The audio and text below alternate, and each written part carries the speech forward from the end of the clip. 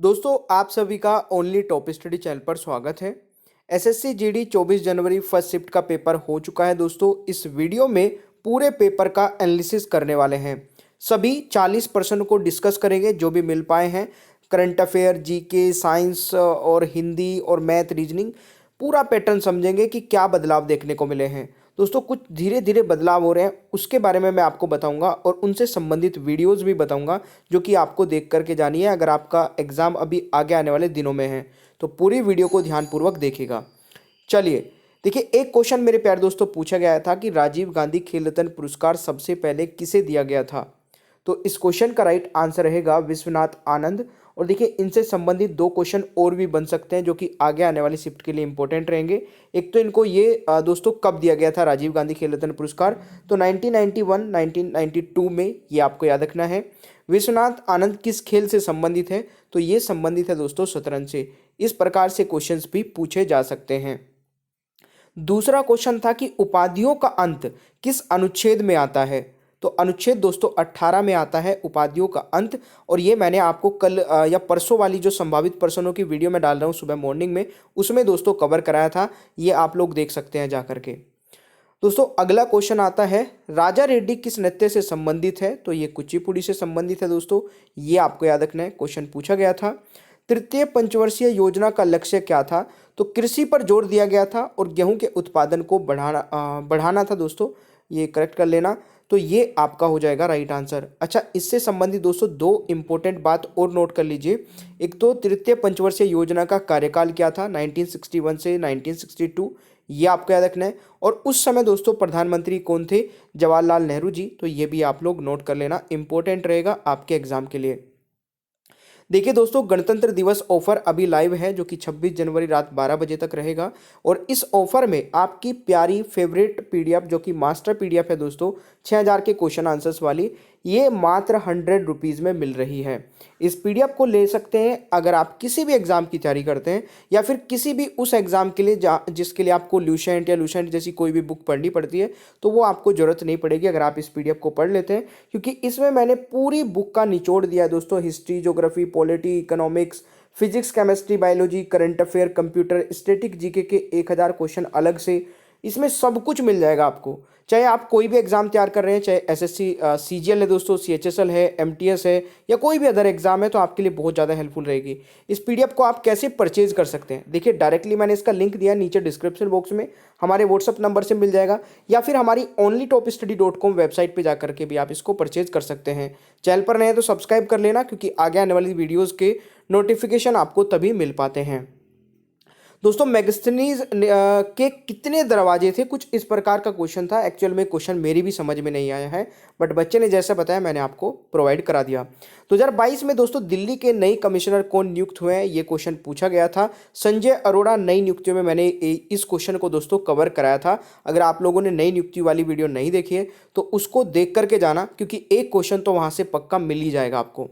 अगला क्वेश्चन आता है मुंबई को चेन्नई से कौन सा हाईवे जोड़ता है। तो ये आपका हो जाएगा दोस्तों राष्ट्रीय राजमार्ग 4। ये भी काफ़ी इंपॉर्टेंट क्वेश्चन पूछा गया है।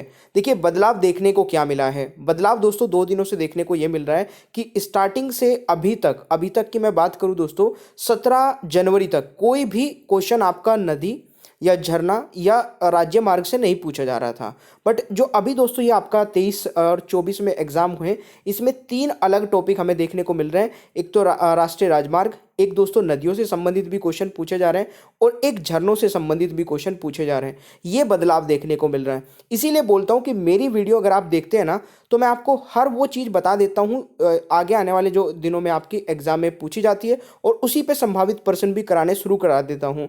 तो उनमें से आपके बहुत सारे क्वेश्चंस मिल जाते हैं, है ना। बच्चों के आपके बहुत सारे मैसेज आ रखे मेरे को, मैं आराम से ये एनालिसिस खत्म करने के बाद मैं आपको सारे स्क्रीनशॉट दिखाने वाला हूँ एक वीडियो में, कि कितना फ़ायदा मिल रहा है दोस्तों संभावित प्रश्नों की वीडियो से। और जितने भी मैंने टॉपिक वाइज 20 टॉपिक की जो अलग से एक प्लेलिस्ट बना रखी है, उसका भी लिंक नीचे डिस्क्रिप्शन बॉक्स में दे रखा है, उसमें से सारे क्वेश्चंस फंस रहे हैं आपके। एक क्वेश्चन दोस्तों ये भी था कि राधा रेड्डी किस नृत्य से संबंधित है। एक्चुअल में ये दोनों को कंबाइन करके पूछा गया था, तो बच्चे ने अलग अलग बताया, तो मैंने इसको अलग अलग लिख लिया था, तब जाके मुझे पता चला था कि ये क्वेश्चन कंबाइन पूछा गया था। ये क्वेश्चन था कि राधा रेड्डी और ये था आपका राजा रेड्डी, ये किस नृत्य से संबंधित है। तो ये दोनों ही कुचिपुड़ी से संबंधित है। ये आपको याद रखना है। एक क्वेश्चन था दोस्तों, चंदन का पर्यायवाची इनमें से कौन नहीं है या कौन सा नहीं है। ये दोस्तों ऑप्शन के अकॉर्डिंग क्वेश्चन था, तो इसको मैंने आपको बता दिया ऐसे ही। वंदे मातरम राष्ट्रीय गीत किसने लिखा था, तो ये क्वेश्चन पूछा गया था दोस्तों बंकिम चंद्र चटर्जी ने, ये भी आपको याद रखना है। 2022 में हिमाचल प्रदेश में विधानसभा चुनाव किसने जीते, तो दोस्तों ये कांग्रेस ने जीते हैं, ये भी क्वेश्चन आपसे पूछा गया था। अगला क्वेश्चन आता है कि लोकपाल की नियुक्ति कौन करता है, दोस्तों राष्ट्रपति जी करते हैं, ये क्वेश्चन आपके एग्जाम में पूछा गया था। और बादल का पर्यायवाची शब्द मेघधर या जलधर, ये आपके हो जाएंगे इस प्रकार से, ये क्वेश्चन आपके एग्जाम में पूछे जा रहे हैं। दोस्तों अगर आपको मेरी मेहनत पसंद आती है तो थोड़ा सा मोटिवेट कर दिया करें लाइक करके, और इन सभी पीडीएफ को डाउनलोड करने के लिए फ्री में ही जो हमारी एनालिसिस की वीडियो होती है हमारे ओनली टॉप स्टडी चैनल को ज्वाइन कर लीजिएगा टेलीग्राम पर। जो फालतू में बोले उसे क्या कहते हैं दोस्तों, वाचाल इस क्वेश्चन का राइट आंसर हो जाएगा। एक क्वेश्चन था कि उत्तराखंड के उपचुनाव में कौन जीता था, तो पुष्कर सिंह धामी, दोस्तों ये आपका राइट आंसर हो जाएगा, ये भी पूछा गया था। कुत्ते के 4 पैर हैं तो पंछी के कितने होंगे, इस प्रकार से ऑप्शंस आपको दिए गए थे 2 3 4, तो यहाँ पर दोस्तों 2 हो जाएगा, बहुत ही इजी क्वेश्चन था ये। मुंह पर मिठाइयाँ खिलना मुहावरा, दोस्तों मुझे लगा ये क्वेश्चन गलत है, बट अगर आपको इसका आंसर पता है या फिर ये मुहावरा सही था या गलत था, नीचे कमेंट बॉक्स में बताइएगा।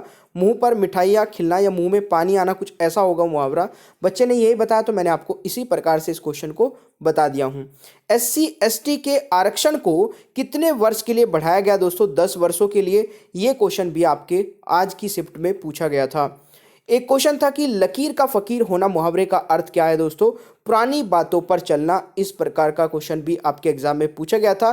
चंदन का पर्यायवाची शब्द आपसे पूछा गया था दोस्तों, ये आई थिंक इस चंदन का पर्यायवाची में से कौन सा नहीं, ये पूछा गया था। तो एक बच्चे ने ये भी बताया था कि चंदन का पर्यायवाची पूछा गया था। तो वैसे चंदन के पर्यायवाची दोस्तों नोट कर लीजिए, क्योंकि आगे चल के ये भी पूछा जा सकता है।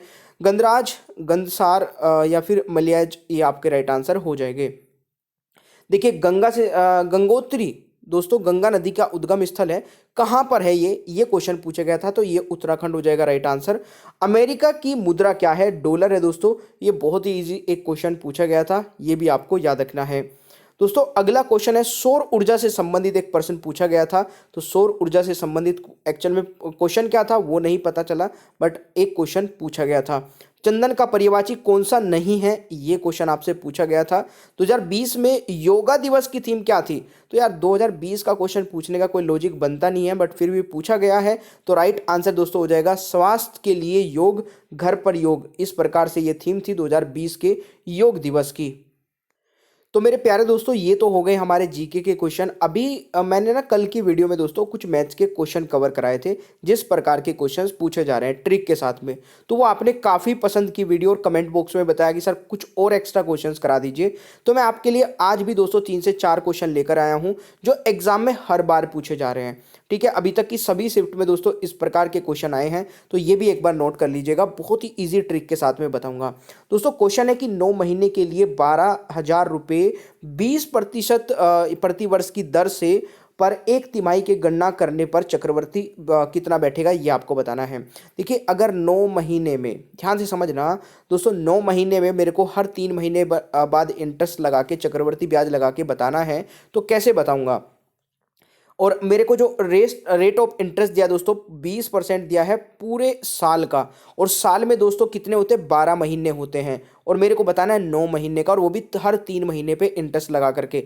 यानी कि मैं अगर डिवाइड करूँ दोस्तों इसको तिमाही में, तो 20% को दोस्तों मैं 4 से भाग कर लूँगा। ठीक है, क्योंकि 3 3 9, 3 चौक 12, भाई 4 बार आ जाएगा ना, 3 3 हर 3 महीने में लगाऊंगा, और ये पूरे साल का इंटरेस्ट है, यानी कि हमारा ये क्वार्टरली इंटरेस्ट निकाल लेंगे, तो 20 को दोस्तों मैं डिवाइड कर दूंगा 4 से, तो कितना आ जाएगा 5% हर 3 महीने में आपको इंटरेस्ट लगा के बताना है। तो ये तो सबसे पहले आपको कर लेना, क्योंकि क्वेश्चन यहीं से इजी बनेगा। ठीक है, इजी और डिफिकल्ट वही होता है दोस्तों, अगर आप पूरे साल का निकालेंगे फिर इसको माइनस करेंगे तो बड़ा लंबा कॉन्सेप्ट बन जाएगा। तो यहाँ पर आप लोगों ने 5% इंटरेस्ट निकाल लिया। अब ये 5% जो है दोस्तों आपको हर 3 महीने का इंटरेस्ट बताएगा। तो मैं 12,000 पे दोस्तों 3 महीने का इंटरेस्ट लगा लिया, यानी कि ये आपका आ जाएगा 600। अब ये 600 तो मेरे को हर 3 महीने में लगाना ही लगाना है। पर एक चीज़ क्या एक्स्ट्रा होगी दोस्तों, ये भी मेरे को लगाना है। देखिए ये तो हमारा सिंपल इंटरेस्ट हो जाएगा अगर मेरे से सिंपल पूछा जाता है। बट दोस्तों इसमें ट्रिक क्या है, ट्रिक ये है कि जो 600 हमारा रहेगा ना, इस पे हर 3 महीने बाद भी इंटरेस्ट लगेगा। यानी कि मैं इस 600 को यहाँ पर उठा के लाऊंगा, ठीक है भाई, पहले ईयर का 600, दूसरे ईयर का भी 600 और तीसरे ईयर का भी 600। समझना, बस समझने का खेल है। अगर समझ में आ गया तो आप इससे इजी ट्रिक कोई बता ही नहीं सकते हैं, पूरी यूट्यूब पर कोई भी आपको नहीं बताएगा। देखिए 600 दोस्तों मेरा 3 महीने का इंटरेस्ट आया, मैंने तीनों जगह लिख लिया 3 साल में, कोई दिक्कत नहीं है, ठीक है। चलिए यहाँ पर मैं इस 600 को लेके आऊंगा सेकेंड ईयर में दोस्तों, क्योंकि इंटरेस्ट पे इंटरेस्ट लगता है ना, चक्रवर्ती ब्याज का मतलब ब्याज पे ब्याज। तो मेरा ब्याज पहले साल का 600 है, तो दूसरे साल में आके 600 पे भी जब मैं 5% निकालूंगा तो 30 रुपये आ जाएगा। तो अब मेरा दूसरे साल का जो इंटरेस्ट आया वो दोस्तों 630 आया है। पहले साल का 600 था, दूसरे साल का 630 हो गया। अब तीसरे साल का जब मैं इंटरेस्ट लगाऊंगा दोस्तों, यहां तक के सारे इंटरेस्ट को प्लस करूंगा और इसको यहां पे लिखूंगा 1230 आ जाएगा। और 1230 का दोबारा से 5% निकालूंगा दोस्तों, 61.5 आ जाएगा। तो अब मेरा जो पूरे 3 साल का दोस्तों चक्रवर्ती ब्याज बैठेगा, इन सबको जोड़ लूंगा। पहले साल का 600, दूसरे साल का 630, तीसरे साल का दोस्तों 661.5 आ जाएगा। यानी कि कुल मिला के 1891.5 आ जाएगा आपका चक्रवर्ती ब्याज। मतलब तिमाही निकाला है ना हमने, तो 3 बार हमने लगाया, तो ये आपका आ जाएगा, ठीक है। यही पूछा गया था। तो इजी ट्रिक लगी है तो मुझे कमेंट बॉक्स में बताना, समझ में नहीं आया तो तब भी बताइएगा, क्योंकि इस प्रकार की और भी वीडियोस मैं लेके आना चाहता हूं। अगर आपको पसंद आ जाए तो मुझे बता देना बस। अच्छा दोस्तों, एक इसकी भी मैं ट्रिक बता देता हूं दोस्तों। जो टाइम एंड वर्क के क्वेश्चंस है वो हमेशा पूछे जाएंगे, अभी भी आपके पूछे जा रहे हैं, पूछे जाएंगे, एंड तक पूछे जाएंगे। इसके ट्रिक जान लीजिए क्या है। देखिए ए एक कार्य को 3 दिन में कर लेता है। जब भी क्वेश्चन आपको बोलना स्टार्ट करे तभी आप लिखना स्टार्ट कर दीजिए। जैसे कि ए 3 दिन में करता है, मैंने ए को 3 दिन में इस प्रकार से लिख लिया। आप भी एकदम से लिख लीजिएगा ताकि क्वेश्चन को दोबारा पढ़ने की जरूरत ना पड़े। बी इसे 4 दिन में करता है, तो बी ने 4 दिन में कर लिया, ये भी मैंने लिख लिया। सी इस कार्य को 6 दिन में करता है, ये भी मैंने लिख लिया। अच्छा, इतना करने के बाद में इन तीनों का एलसीएम लूंगा। वो एलसीएम जो भी आएगा वो दोस्तों मेरा टोटल वर्क हो जाएगा। क्या हो जाएगा? वो मेरा टोटल वर्क हो जाएगा, टोटल कार्य हो जाएगा। अब इन तीनों का एलसीएम आगा 12, यानी कि ये जो 12 कार्य है ना, ये ए ने 3 दिन में किया, बी ने 4 दिन में किया और सी ने 6 दिन में किया। अगर मेरे पास इतना डेटा आ गया दोस्तों, तो अब मैं ये भी निकाल सकता हूं कि ए एक दिन में कितना कार्य करता होगा, बी एक दिन में कितना कार्य करता होगा। अगर ए इस कार्य को 3 दिन में करता है तो एक दिन में कितना करता होगा? 4 कार्य करेगा दोस्तों, क्योंकि 12 को डिवाइड कर दूंगा मैं 3 से, तो 4 कार्य आ गया। फिर वैसे ही दोस्तों बी का कार्य कितना आ जाएगा? 12 को 4 से भाग कर दूंगा तो 3 कार्य करता होगा बी एक दिन में। और सी दोस्तों कितना करता होगा? 2 कार्य करता होगा एक दिन में, ठीक है ना। इस प्रकार से कोई डाउट अभी तक नहीं आया होगा। तीनों मिलकर इस कार्य को समाप्त करने के कितना समय लेंगे, तो तीनों पूछा है। एक एक दिन का सबका कार्य आ गया 4, 3 और 2, इनको प्लस कर लूंगा दोस्तों, 9 आ जाएगा। यानी कि अगर तीनों मिलकर कार्य करें तो एक दिन में 9 यूनिट कार्य करते हैं। तो 12 यूनिट को करने में कितना समय लेंगे दोस्तों? 12 को डिवाइड कर देंगे 9 से, तो इसको 3 से काटने के बाद में दोस्तों हमारा 4/3 आ जाएगा। इसको सोल्व करेंगे तो 1 सही 1/3 दिन में दोस्तों ये तीनों के तीनों मिलकर के इस कार्य को कंप्लीट कर लेंगे। दोस्तों अगर ये वाली ट्रिक भी समझ में आ गई है तो जल्दी से एक बार लाइक कर दीजिए, कमेंट बॉक्स में भी बता देना। दोस्तों रेलगाड़ी का ये वाला क्वेश्चन भी हर एक शिफ्ट में पूछा जा रहा है। क्वेश्चन है कि 2 मालगाड़ियों में से प्रत्येक की लंबाई 500 मीटर है। 2 मालगाड़ी है, एक ये वाली है, एक ये वाली है, दोनों की जो लंबाई है 500 मीटर है। ये मालगाड़ियाँ क्रम 45 किलोमीटर प्रति घंटा और 30 किलोमीटर प्रति घंटा चलती है। दोस्तों ये वाली 45 किलोमीटर प्रति घंटा और ये 30 किलोमीटर प्रति घंटा चल रही है, ठीक है। समांतर पटरियों पर एक दूसरे की विपरीत दिशाओं में जा रही है, एक दूसरे की विपरीत दिशा में भी जा रही है, ये भी मैंने साइन लगा लिया, ठीक है।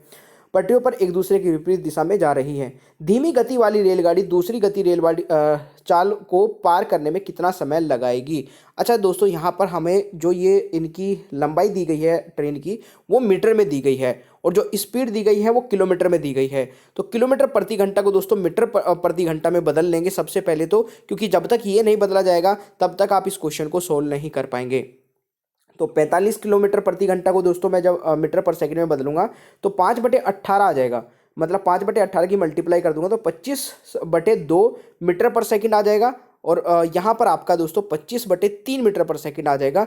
ये आ गई दोस्तों चाल।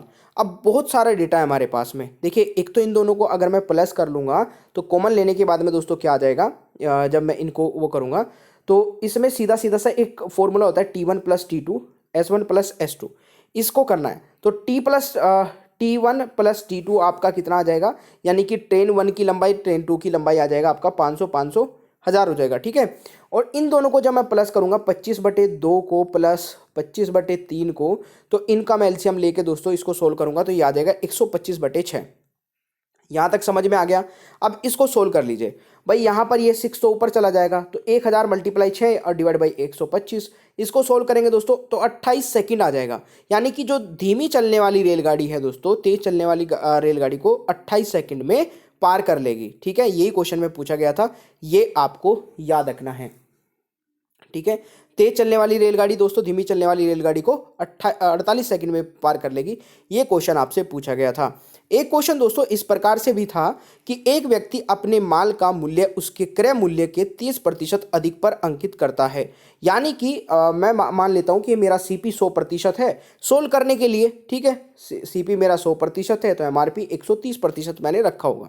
उसके बाद भी उसे 15% का बटा देता है, यानी कि वो 15% का दोस्तों छूट दे देता है, और उस वस्तु का क्रय मूल्य कितना होगा जिस पर वह 84 रुपये लाभ कमाता है।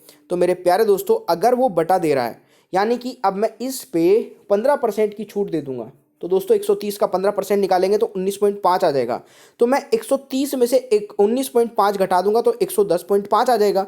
यानी कि अब मेरे पास दोस्तों सीपी भी है, सेलिंग कॉस्ट प्राइस सॉरी, और एमआरपी भी है, मैक्सिमम रिटेल प्राइस, और सेलिंग प्राइस भी है, मेरे पास तीनों चीज़ें अवेलेबल हैं। और जो दोस्तों हमारा प्रॉफिट निकलता है ना, कितनी मेरी कॉस्ट थी और कितने में मैंने सेल कर दिया, उसके अंतर होता है। तो इसके बीच का अंतर है 10.5, ये मेरा दोस्तों क्या है, प्रॉफिट है। अब 10.5 दोस्तों किसके बराबर है, ये 10.5 पहली तो बात परसेंटेज है, क्योंकि ये सारी चीज़ें दोस्तों परसेंटेज में लिखी हुई है, 100%, 130%, 110.5%, तो 10.5% 84 रुपये के इक्वलेंट होना चाहिए, क्योंकि लाभ तो मैं 84 रुपये कमा रहा हूँ। तो 10.5 इक्वल हो जाएगा दोस्तों 84, ये आपको याद रखना है। 84 डिवाइड बाई 10.5 मल्टीप्लाई 100, तो यानी कि 800 रुपये का मैं प्रॉफिट कमा रहा हूँ। सॉरी 800 रुपये का प्रॉफिट नहीं, 100 से मल्टीप्लाई कर दिया, यानी कि मेरा जो कॉस्ट प्राइस है दोस्तों वो 800 रुपये आ जाएगा। 800 रुपये की चीज़ पर मैं 84 रुपये कमा रहा हूँ। तो इस प्रकार से ये सारे क्वेश्चंस आप सोल्व कर सकते हैं मेरे प्यारे दोस्तों, बहुत ईजी है, कोई डिफिकल्ट नहीं है, टेंशन लेने की कोई बात नहीं है। एक क्वेश्चन इस प्रकार से भी पूछा जा रहा है कि ए तथा बी एक कार्य को अकेले अकेले 45 दिन में और 40 दिन में कर लेते हैं। मैंने लिख लिया यहीं पे, ए 45 दिन में, बी 40 दिन में कर लेता है। समाप्त करते हैं, उन्हें इकट्ठा कार्य करना आरंभ किया, लेकिन कुछ दिन बाद ए ने कार्य को छोड़ दिया, दोनों ने मिलकर कार्य स्टार्ट किया। कुछ दिन बाद दोस्तों किसने छोड़ दिया, ए ने कार्य छोड़ दिया, तथा बी ने शेष कार्य को 23 दिन में कर लिया, समाप्त कर दिया। ए ने कार्य कितने दिन बाद छोड़ा था, ये बहुत अच्छे लेवल का क्वेश्चन है, तो इसको सोल्व कर लेते हैं। देखिए 45 और 40 का दोस्तों एलसीएम लिया, 360 आ गया। अब मैं इनके एक एक दिन का वर्क निकाल लेता हूँ। ए एक दिन में करता है 8 यूनिट वर्क, बी करता है 9 यूनिट वर्क। अब बी ने दोस्तों लास्ट के 23 दिन में खुद कार्य किया, मैं सबसे पहले उसी कार्य को खत्म कर लेता हूँ। तो 23 दिन में दोस्तों बी कितना कार्य कर लेगा, 207। तो 360 में से 207 को माइनस कर देंगे दोस्तों, बचा कितना, 153। 153 को दोनों ने मिलकर किया होगा, ए और बी ने। ए और बी दोनों मिलकर के एक दिन में 17 यूनिट वर्क करते हैं। 153 को डिवाइड कर दूंगा 17 से तो 9 आ जाएगा, यानी कि 9 दिन कार्य किया होगा। तो ए ने कितने दिन बाद छोड़ा होगा, 9 दिन बाद, ये आपको ध्यान रखना है। इस प्रकार से आप चुटकी बजाकर दोस्तों इन क्वेश्चन को सोल्व कर लेंगे। एक क्वेश्चन बहुत ही इजी सा ये भी देख लेते हैं कि 36 पुस्तकों का क्रय मूल्य 30 पुस्तकों के विक्रय मूल्य के बराबर है। भाई यानी कि देखिए मैं लिख लेता हूँ, 36 पुस्तकों का क्रय मूल्य यानी कि हमारा आ जाएगा दोस्तों कॉस्ट प्राइस, विक्रय मूल्य यानी कि सेलिंग प्राइस 30 के बराबर है। तो मेरे पास जो प्रॉफिट आ रहा है दोस्तों वो 6 का बुक का आ रहा है। अब 6 बुक का अगर मैं प्रॉफिट कमा रहा हूँ, किस पे कमाऊंगा, सेलिंग प्राइस पे, तो 30 से भाग कर दूंगा, मल्टीप्लाई कर दूंगा 100 से, आ गया मेरा 20% का प्रॉफिट। इस प्रकार से दोस्तों आप इन क्वेश्चंस को आराम से कर सकते हैं, और ये क्वेश्चन लगातार पूछे जा रहे हैं आपके एसएससी जीडी के एग्जाम में। और दोस्तों अगर आप लोग ये चीज़ें पसंद कर रहे हैं मेरी, जो मैं एक्स्ट्रा आपको बता रहा हूँ अभी जैसे मैंने क्वेश्चंस, तो जरूर बताया करें कमेंट बॉक्स में, क्योंकि इन चीज़ों को तभी कंटिन्यू किया जाता है जब आपको समझ में भी आए और आपको पसंद भी आए। 6000 के क्वेश्चन आंसर्स की जो हमारी मास्टर पीडीएफ है दोस्तों, इसको परचेज करने का जो मौका है आपके पास में 100 रुपीज़ में, इसको मिस मत करना, क्योंकि बाद में ये पीडीएफ आपकी 26 तारीख के बाद में दोस्तों 175 रुपये की या 150 रुपये की तो कम से कम हो ही जाएगी। फिर आप बोलते हो कि सर आपने प्राइस बढ़ा दिए, प्राइस नहीं बढ़ते हैं दोस्तों, अभी घटा रखे, अब बाई कर लीजिए। और कोई भी डाउट आता है हमें व्हाट्सअप नंबर पे मैसेज करके कम से कम 1-2 घंटे का वेट भी किया करें। ऐसे नहीं कि मैसेज किया और तुरंत रिप्लाई मिल जाएगा, 1-2 घंटा दोस्तों वेट कर लिया करें, 2 घंटे भी कर लिया करें, तब आपको रिप्लाई मिल ही जाएगा। 100% रिप्लाई मिलता है, ऐसा कभी भी नहीं होता कि व्हाट्सअप पे किसी को रिप्लाई ना मिला हो, बट कुछ गुड मॉर्निंग गुड नाइट के मैसेज नहीं रिप्लाई मिलेंगे। चलिए तो दोस्तों मिलते हैं नेक्स्ट क्लास में। Thank you so much, bye bye everyone, take care, ख्याल रखें अपना।